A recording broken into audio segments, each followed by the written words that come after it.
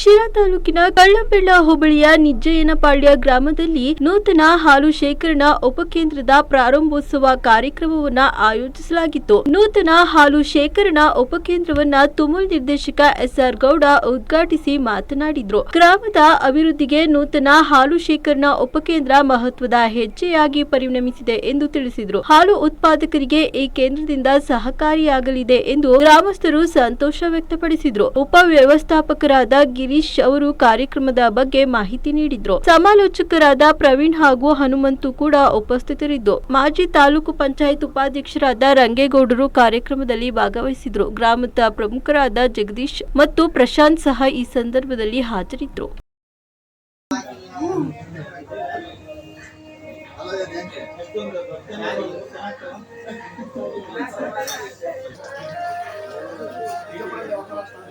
ಈಗ ಚಪ್ಪಲಿ ಹೊಡೆಯೋದು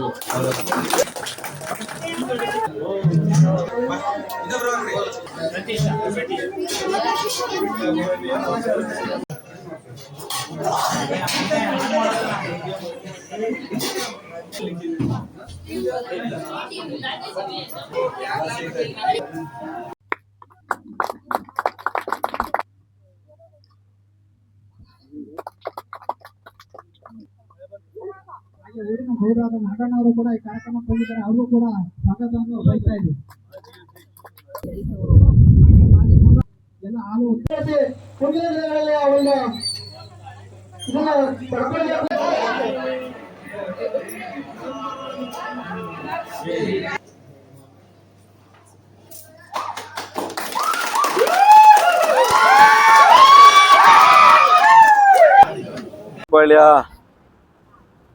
ಹಾಲು ಉತ್ಪಾದಕರ ಉಪಕೇಂದ್ರದ ಪ್ರಾರಂಭೋತ್ಸವದ ಕಾರ್ಯಕ್ರಮಕ್ಕೆ ನಮ್ಮ ಒಕ್ಕೂಟದ ಉಪ ವ್ಯವಸ್ಥಾಪಕರಾಗಿರ್ತಕ್ಕಂಥ ಗಿರೀಶ್ ಅವರೇ ಹಾಗೂ ನಮ್ಮ ತಾಲೂಕ್ ಪಂಚಾಯಿತಿಯ ಮಾಜಿ ಅಧ್ಯಕ್ಷರು, ನನ್ನ ಸಂವಿಧರಾಗಿರ್ತಕ್ಕಂಥ ರಂಗನಾಥ್ ಗೌಡ್ರವರೇ, ಭೂಪಚಂದ್ರ ಗ್ರಾಮ ಪಂಚಾಯಿತಿಯ ಮಾಜಿ ಅಧ್ಯಕ್ಷ ಆಗಿರ್ತಕ್ಕಂಥ ನಾಗರಾಜ್ರವರೇ, ನಮ್ಮ ಆತ್ಮೀಯ ಸ್ನೇಹಿತರಾಗಿರ್ತಕ್ಕಂಥ ರಮೇಶ್ ಅವರೇ, ಊರಿನ ಮುಖಂಡರುಗಳಾಗಿರ್ತಕ್ಕಂಥ ಶಿವಣ್ಣವರೇ, ನಾಗಣ್ಣವರೇ ಮತ್ತು ಗ್ರಾಮ ಪಂಚಾಯಿತಿಯ ಮಾಜಿ ಸದಸ್ಯರಾಗಿರ್ತಕ್ಕಂಥ ಜಗದೀಶ್ ಅವರೇ ಮತ್ತು ನಮ್ಮ ಆಡಿಟರ್ ಜಗದೀಶ್ ಅವರೇ ಮತ್ತು ನಮ್ಮ ಎಲ್ಲ ಊರಿನ ಮುಖಂಡರು ಪ್ರಶಾಂತ್ ಎಲ್ಲರೂ ಕೂಡ ಇವತ್ತು ಬಹಳ ದಿನಗಳಿಂದಲೂ ಕೂಡ ಈ ಒಂದು ನಿಜ್ಜಯ್ಯನಪಾಳ್ಯ ಮತ್ತು ಲಕ್ನಳ್ಳಿ, ಚಿಗದಾಸಹಳ್ಳಿ, ಬಲ್ರಟ್ಟಿ ಈ ಗ್ರಾಮಗಳಿಗೆ ಒಂದು ಹಾಲಿನ ಕೇಂದ್ರವನ್ನ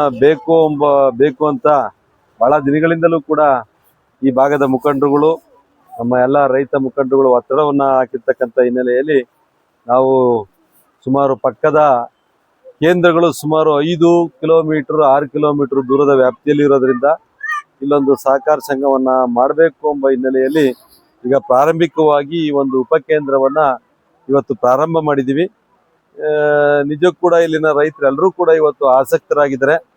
ಇವತ್ತು ನಮಗೆ ಈ ಒಂದು ಪ್ರಾರಂಭೋತ್ಸವದ ಸಂದರ್ಭದಲ್ಲಿ ಒಂದು ರೀತಿ ಮಳೆರಾಯನ ಆಗಮನ ಆಗಿರ್ತಕ್ಕಂಥದ್ದು ಕೂಡ ಈ ಒಂದು ಸಂಘ ನಿಜಕ್ಕೂ ಕೂಡ ಯಶಸ್ವಿಯಾಗಿ ಉತ್ತಮ ಆಗ್ತಕ್ಕಂಥ ಸಂಘವಾಗಿ ಇಲ್ಲಿನ ರೈತರಿಗೆ ಒಂದು ರೀತಿ ಆರ್ಥಿಕವಾಗಿ ಶಕ್ತಿಯನ್ನು ಕೊಡ್ತಕ್ಕಂಥ ಮತ್ತು ಆರ್ಥಿಕವಾಗಿ ಈ ಭಾಗದ ಎಲ್ಲ ರೈತರನ್ನ ಸದೃಢರಾಗಿ ಮಾಡ್ತಕ್ಕಂಥ ನಿಟ್ಟಿನಲ್ಲಿ ಈ ಒಂದು ಸಂಘ ಬೆಳೀತೈತೆ ಎಂಬ ಒಂದು ನಿಜಕ್ಕೂ ಕೂಡ ಒಂದು ಪ್ರಕೃತಿಯ ವರುಣನ ಆಗಮನ ಒಂದು ರೀತಿ ಸಂಘಕ್ಕೆ ಪೂರಕವಾಗ್ತಕ್ಕಂಥ ದೇವರ ಆಶೀರ್ವಾದವನ್ನು ಸಿಕ್ಕಿರ್ತಕ್ಕಂಥದ್ದು ಒಂದು ರೀತಿ ವಿಶೇಷ.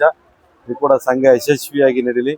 ಸಂಘವನ್ನ ಮುನ್ನಡೆಸ್ತಕ್ಕಂಥ ನಮ್ಮ ಎಲ್ಲ ಜವಾಬ್ದಾರಿ ಹೊತ್ತಿರ್ತಕ್ಕಂಥ ಊರಿನ ಮುಖಂಡರುಗಳು ಕೂಡ ಒಂದು ನಿಸ್ವಾರ್ಥವಾಗಿ ಇಲ್ಲಿನ ಏನು ಹಾಲು ಉತ್ಪಾದಕರಿಗೆ ಸರಿಯಾದಂಥ ರೀತಿಯಲ್ಲಿ ಬೆಲೆ ಸಿಗಂತ ರೀತಿಯಲ್ಲಿ ಅವರಿಗೆ ಸಹಕರಿಸಬೇಕು ಮತ್ತು ನಿಸ್ವಾರ್ಥವಾಗಿ ಕೂಡ ಈ ಸಹಕಾರ ಸಂಘವನ್ನ ಬೆಳೆಸಬೇಕು ಎಂಬ ಒಂದು ನಿಟ್ಟಿನಲ್ಲಿ ಈ ನಮ್ಮ ರೈತರಿಗೆ ಉತ್ತೇಜನವನ್ನು ನೀಡಬೇಕು ಮತ್ತು ಇಲ್ಲಿ ನಮ್ಮ ಎಲ್ಲ ಈ 4 ಹಳ್ಳಿಯ ಗ್ರಾಮಗಳ ರೈತರುಗಳು ಕೂಡ ಪ್ರತಿ ಗ್ರಾಮಕ್ಕೆ ಪ್ರತಿ ಮನೆಗೆ ಸುಮಾರು 3-4 ಹಸುಗಳನ್ನು ಕಟ್ಟೋದ್ರ ಮುಖಾಂತರ ಆ ಒಂದು ಹೆಚ್ಚು ಹಾಲನ್ನು ಇಲ್ಲಿ ಉತ್ಪಾದನೆ ಮಾಡಿ ಮತ್ತು ಆ ಮುಖಾಂತರ ಅವರ ಆರ್ಥಿಕವಾಗಿ ಸದೃಢರಾಗಿ ಅವರ ಇಡೀ ಕುಟುಂಬ ಇವತ್ತು ನೆಮ್ಮದಿಯಿಂದ ಇವತ್ತು ಬಾಳೋದಕ್ಕೆ ಇವತ್ತು ಅನುಕೂಲ ಆಗ್ತಕ್ಕಂಥ ವಾತಾವರಣವನ್ನ ಈ ಸಹಕಾರ ಸಂಘ ಮಾಡ್ತಕ್ಕಂಥ ಹಿನ್ನೆಲೆಯಲ್ಲಿ ನಾನೆಲ್ಲ ಗ್ರಾಮಸ್ಥರಲ್ಲಿ ನನ್ನ ಯುವಕರಲ್ಲಿ ನಾನು ಮನವಿ ಮಾಡ್ತೀನಿ.